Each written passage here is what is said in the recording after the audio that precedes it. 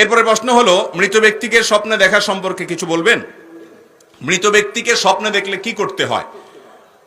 আমাদের অনেক ভাইরা জিজ্ঞাসা করেন যে আমি মা বাবাকে স্বপ্নে দেখেছি মৃত, তাকে মৃত যেহেতু আমি স্বপ্নে দেখেছি, তাহলে এখন তাকে আমি কি করব, কি করতে হবে? উত্তর হলো যে মৃত মানুষকে দেখলে বিশেষ কিছু করার কোনো নির্দেশ নাই।